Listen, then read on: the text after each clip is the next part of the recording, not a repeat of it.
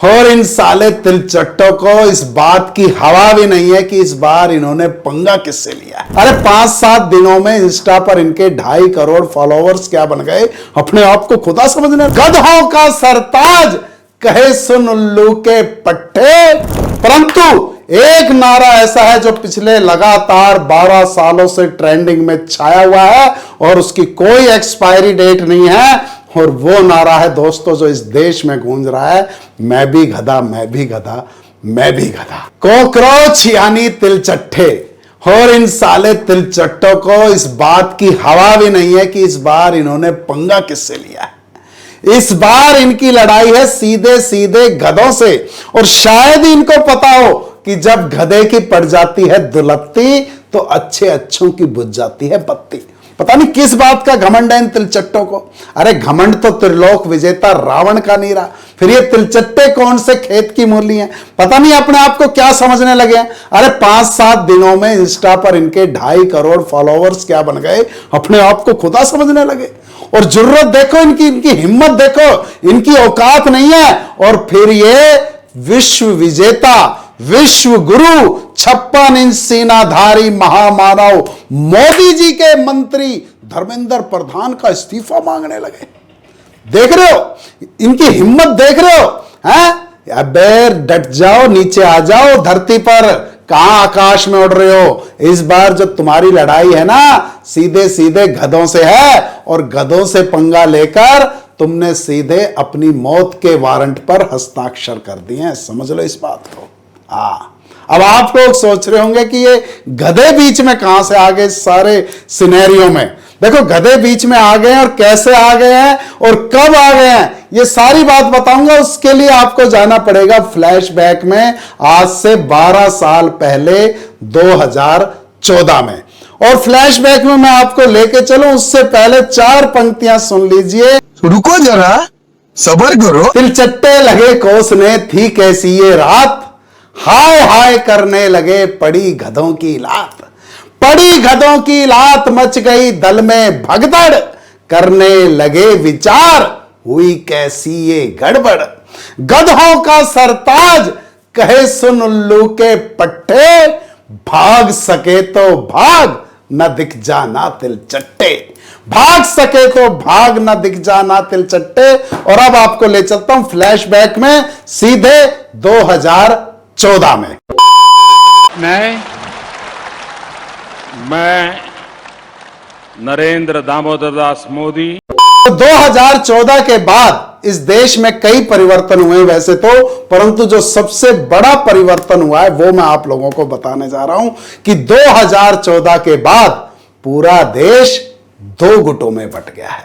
कि 2014 के बाद पूरा देश 2 गुटों में बंट गया है। एक तरफ है अंधभक्त और एक तरफ है चमचे यानी अंध विरोधी। एक तरफ है अंधभक्त और एक तरफ है चमचे यानी अंध विरोधी। और दोनों के ही जहन में बसे नरेंद्र मोदी।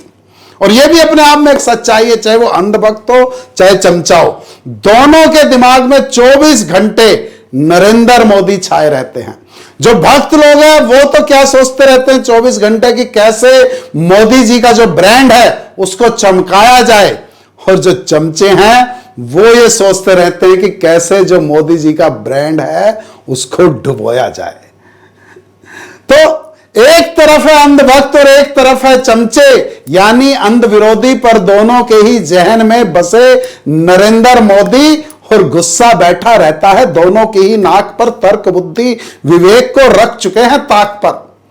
कि गुस्सा बैठा रहता है दोनों के ही नाक पर, तर्क बुद्धि विवेक को रख चुके हैं ताक पर। कुछ ही साल पुरानी है बात, अमावस की थी रात, कि भक्तों और चमचों में बहस छिड़ गई थी और बात बढ़ते बढ़ते बहुत आगे बढ़ गई थी कि चमचों के तंज सुनकर भक्त आ गए रोष में और कर दिया ऐलान फिर जोश ही जोश में, बोले मोदी जी का साथ हम मरते दम तक निभाएंगे। और मोदी जी की गारंटी पर अगर किसी गधे को भी खड़ा कर दो तो फिर उस गधे को ही जिताएंगे। बोले मोदी जी की गारंटी पर अगर किसी गधे को भी खड़ा कर दो तो फिर उस गधे को ही जिताएंगे। ये सुन चमचे सभी हुंकारने लगे, भक्तों को सरेआम फिर ललकारने लगे। बोले समझना तुम नहीं हमको किसी से कम, लो हमने भी अब खाई है आज ये कसम, मोदी और मोदी भक्तों पर करते रहेंगे चोट।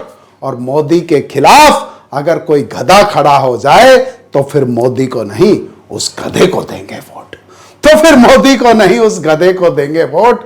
और तभी से दोस्तों गधों की खुल गई लॉटरी और घोड़े कर रहे हैं इन गधों की चाकरी। और तभी से दोस्तों गधों की खुल गई लॉटरी और घोड़े कर रहे हैं इन गधों की चाकरी। देश का तो पता नहीं कितना हुआ विकास है, पर गधों की जिंदगी में छा रहा उल्लास। और कैसा उल्लास छाया हुआ है?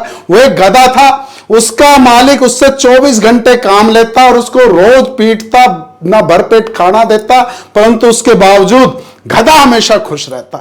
गधे के जो दोस्त थे उन्होंने उससे गधे से पूछा, बोला अरे यार तेरा मालिक तेरे से इतना काम करवाता है 24 घंटे, उसके बदले में ना तुझे भरपेट खाना देता है बल्कि रात दिन पीटता भी है, उसके बाद भी तू कितना खुश नजर आता है, तेरी खुशी का राज क्या है? गधा बोला खुशी के राज के चक्कर में मत पड़ो, मेरे मालिक की एक सुंदर जवान हसीन बेटी है और वो पढ़ाई में है कमजोर, और मेरा मालिक अक्सर उसे डांटता रहता है कि अगर इस साल फेल हो गई तो किसी गधे से तेरी शादी कर दूंगा। तो मैं तो भाई इसी इंतजार में हूं कि कब मेरे भी दिन बदलेंगे। तो ये हालत हो रही है कि देश का तो पता नहीं कितना हुआ विकास है, पर गधों की जिंदगी में छा रहा उल्लास है। और आजकल केवल गधों की जिंदगी में ही मजे हैं। अब तो ये आलम हुआ कि हर तरफ दिखते गधे हैं, अब तो ये आलम हुआ कि हर तरफ दिखते गधे हैं। दोस्तों आप लोगों ने कई सालों पहले एक नारा सुना होगा, इस देश में हर स्टेट में हर शहर में वो नारा गूंज रहा था, मैं भी अन्ना मैं भी अन्ना। उसके बाद एक नारा और गूंजा था पूरे देश में, सोशल मीडिया पर आप सबने देखा होगा लोगों का स्टेटस, मैं भी चौकीदार मैं भी चौकीदार। और अभी हाल ही के दिनों में एक और नारा सोशल मीडिया पर ट्रेंड कर रहा था, मैं भी कॉकरोच मैं भी कॉकरोच। परंतु इन तीनों नारों में एक चीज कॉमन थी, इन तीनों नारों की एक्सपायरी डेट थी, कोई हफ्ते में एक्सपायर हो गया, कोई 10 दिन में, तो कोई महीने में, इससे ज्यादा नहीं। उसके बाद ये नारे हो गए टाए टाए फुस। परंतु एक नारा ऐसा है जो पिछले लगातार 12 सालों से ट्रेंडिंग में छाया हुआ है और उसकी कोई एक्सपायरी डेट नहीं है, और वो नारा है दोस्तों जो इस देश में गूंज रहा है, मैं भी गधा मैं भी गधा मैं भी गधा। तो अब तो ये आलम हुआ कि हर तरफ दिखते गधे हैं, टीवी में दिखते गधे, अखबार में छपते गधे, टीवी में दिखते गधे, अखबार में छपते गधे, बाजार में बिकते गधे, हर रंग में खिलते गधे, सुर में अब गाते गधे, सम्मान भी पाते गधे, जैकेट में जचते गधे और बेवजह हंसते गधे। सुर में अब गाते गधे, सम्मान भी पाते गधे, जैकेट में जचते गधे और बेवजह हंसते गधे, चुनाव भी लड़ते गधे और फिर उन्हें चुनते गधे, टीवी के एंकर गधे, दफ्तर के अफसर गधे, खा खाकर मोटे हो गए, सरकारी झोटे हो रहे, बजरी सीमेंट खाने लगे, कोयला पचाने लगे, मिलावट खोर हैं गधे और सूद खोर भी गधे, मिलावट खोर हैं गधे और सूद खोर भी गधे, जुमले नए घड़ते गधे, पब्लिक को नित छलते गधे, वोट चोरी ये करें उस पे सीना जोरी करें, डरते नहीं किसी के बाप से जो चूं करे उसे नाप दे, न डरते किसी के बाप से जो चूं करे उसे नाप दे, हैं सर्वशक्तिमान गधे, हैं देश से भी महान गधे, है सर्वशक्तिमान गधे, ये देश से भी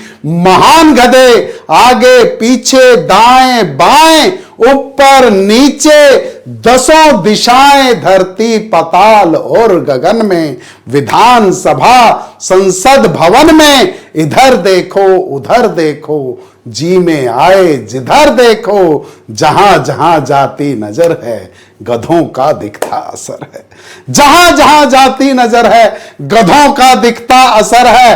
और असर इतना बढ़ गया है दोस्तों, असर का एक एग्जाम्पल आप लोगों को बताता हूं कि 4 देशों के साइंटिस्ट एक जगह बैठे हुए डिस्कशन कर रहे थे कि उनके देश में जो जानवरों पे रिसर्च की है उसके बारे में वो डिस्कशन कर रहे थे कि क्या रिसर्च की है, क्या डेवलपमेंट हुई है।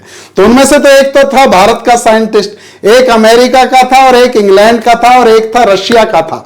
तो जो रशिया का साइंटिस्ट था वो बोला कि हमारे यहां पर तोते हवाई जहाज उड़ाने लगे हैं। तो जो इंग्लैंड का साइंटिस्ट था बोला ये तो कुछ भी नहीं है, हमारे यहां पर मछलियां पनडुब्बी चलाने लगी हैं। तो जो अमेरिका का साइंटिस्ट था बोला ये तो कुछ भी नहीं है, हमारे यहां पर बंदर कार चलाने लगे हैं। अब आई हिंदुस्तान के साइंटिस्ट की बारी। बोला क्या बात कर रहे हो, छोटी छोटी बातें तुम्हारी, सब कोई फालतू की बकवास है, सब बिना मतलब की बात है। तुम्हारे यहां पर तोते हवाई जहाज उड़ाने लगे हैं, बोला तुम्हारे यहां पर मछलियां पनडुब्बियां चलाती हैं और तुम्हारे यहां पर बंदर कार चलाने लगे हैं। तुम हिंदुस्तान में आकर के देखो, यहां पर गधे सरकार चलाने लगे हैं। बोला यहां पर गधे सरकार चलाने लगे हैं, तब कहता हूं कि इधर देखो उधर देखो, जी में आए जिधर देखो, जहां जहां जाती नजर है, गधों का दिखता असर है। तो इस तरह से दोस्तों भक्तों और चमचों ने मिलकर कर दिया सत्यानाश, घोड़े चूरन चाटते और गधे च्यवनप्राश। घोड़े चूरन चाटते और गधे च्यवनप्राश। और आखिर में एक कड़वी बात आप सबसे और खुद से कहने जा रहा हूं, मैं कहने की हिम्मत कर रहा हूं, आप सुनने की हिम्मत दिखाना कि जाने अनजाने सही, कि जाने अनजाने सही पर ये पाप कमाकर बैठे हैं, कि जाने अनजाने सही पर ये पाप कमाकर बैठे हैं। ऐसी भी क्या मजबूरी है जो इन गधों को हम अपना बाप बनाकर बैठे हैं। ऐसी भी क्या मजबूरी है जो इन गधों को हम अपना बाप बनाकर बैठे हैं। और इतनी सी बात, ये बात आपको और मेरी समझ में नहीं आ रही है, परंतु आजकल के जो छोटे छोटे बच्चे हैं ना, वो भी इस बात को समझने लग गए हैं। एक किस्सा सुनाता हूं। मैं अभी हाल में ही अपने किसी दोस्त के घर गया। भाई साहब बाहर गली में ही मुझे उसका बेटा खेलता हुआ नजर आ गया। 10 साल के करीब उसकी उम्र रही होगी। तो मैंने उससे पूछ लिया, मैं बेटा पापा घर पे हैं? तो बोला कौन से पापा? मेरे को हंसी आ गई। मैंने कहा अबे तेरे कितने पापा हैं? वो बोला अंकल मेरे 5 पापा है और ज्यादा मत हंसो, आपके तो मैं 6 पापा गिनवा दूंगा। मैं कि यार ये तो ओवर कॉन्फिडेंस में नजर आ रहा है। मैं कि अच्छा चल बेटा गिनवा। बोला अंकल गिनना शुरू करो। सबसे पहले तो जो आपके बायोलॉजिकल फादर, जिनका नाम आपके पैन कार्ड, आधार कार्ड, मैट्रिक के सर्टिफिकेट में दर्ज है। मैंने कि चल ठीक है मान लिया, आगे बता। बोला परम पिता परमात्मा जो पूरी सृष्टि के पिता हुए, आपके क्या हुए? मैं कि बात तो ये भी सही है, और बता। बोला राष्ट्रपिता महात्मा गांधी पूरे राष्ट्र के पिता हैं, आपके क्या हुए? मैं कि बात ये भी मान ली तेरी, और बता। बोला गाय हमारी माता है। तो सांड भी कुछ ना कुछ लगता ही होगा। मैं कि चल वो भी लगता है, मान लिया, और बता। बोला अंकल सही सही बताओ, आप अपनी पत्नी के पापा को क्या कहते हो? मैं कि यार कहता तो उनको भी पापा ही हूं, परंतु ये तो 5 ही हुए, छठा तो बता।